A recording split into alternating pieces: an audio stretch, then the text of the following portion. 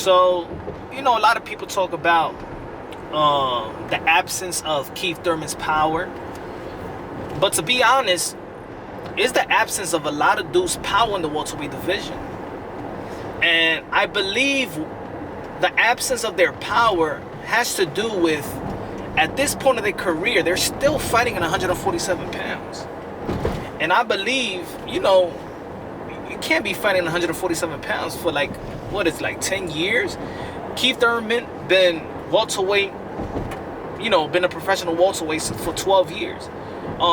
Sean Porter, he started as a super middleweight, not even a middleweight, as a super middleweight, 168 pounds.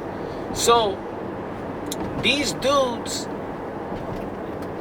when you work out, and of course you already know Errol Spence and Keith Thurman, and they actually balloon up a little bit.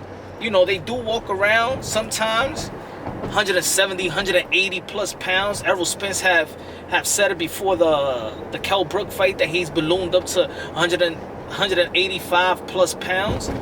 So it's like, try it if you ever work out. When you go up in weight and you come down in weight, you go up in weight. Of course, a boxing workout, the way they cut weight is a little different.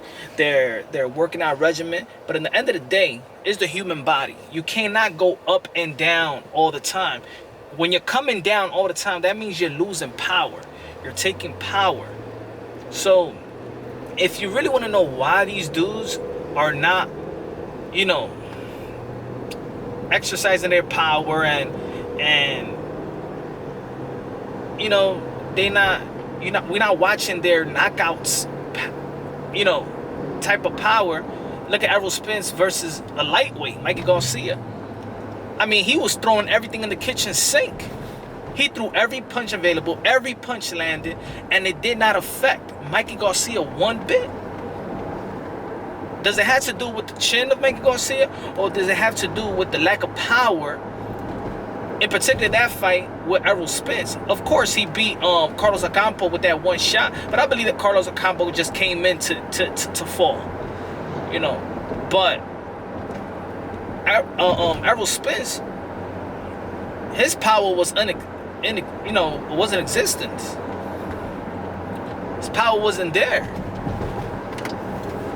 Mikey Garcia stayed in front of his face. He didn't move away. He didn't move around.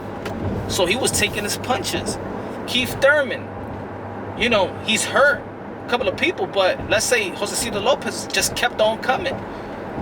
Danny Swift Garcia in the later rounds kept on coming. Sean Porter kept on coming. Now Sean Porter, he could have knocked down Adrian Broner. Of course, Adrian Broner never been knocked out, but even his power, where has his power been? If you know Sean Porter from the amateurs, man, he been knocked down Daniel Jacobs in the amateurs. He has been Usyk in the amateurs, but you come down from 168 pounds to 147, you're gonna lose power. It's just the body. It's natural. So I think that's why we're not seeing the power in the welterweight division from the elites.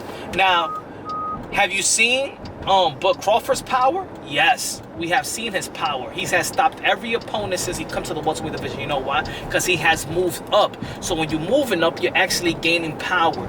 You're moving up. He's not cutting the way like he used to cut the weight. So now he's gaining power so he can make that 147 and be successful in 147 pounds. That's why you see Bud Crawford actually knocking dudes and stopping dudes out in a way that these guys at 147, like Errol Spence, Keith Thurman, Sean Porter, hasn't done in a very long time. If that makes sense.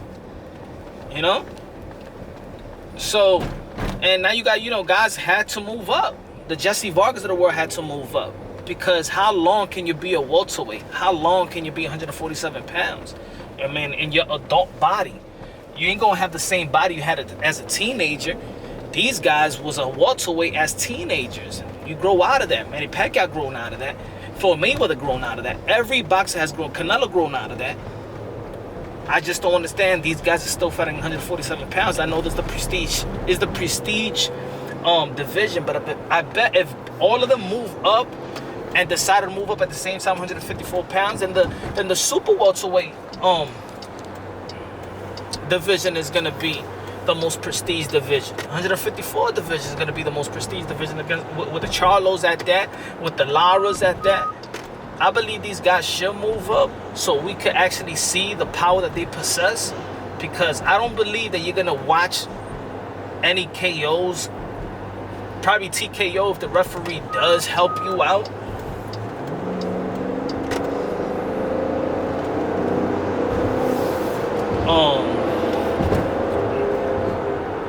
So that's my take. Let me know what y'all feel. Leave your comments in the bottom. Thank you for the people that's been subscribing. If you haven't subscribed, I hope you do. I hope you like the original content. You already know, hit the notification button when you do, so you get the updated videos. You already know, Punch Drunk, on my way to the weigh-in with Triple G and Steve Rose. I smell an upset. If it's not, then I'm wrong, but I'm calling it right now. Check out my other video with Triple G that I'm saying that these boxers, these elite boxers, I don't believe that at this point of their career they should be fighting meaningless fights. Yeah, they're getting money, but it does nothing to their legacy, and it actually just put more damage into their body. You know, every time you step in the ring, you don't become you come out not being the same.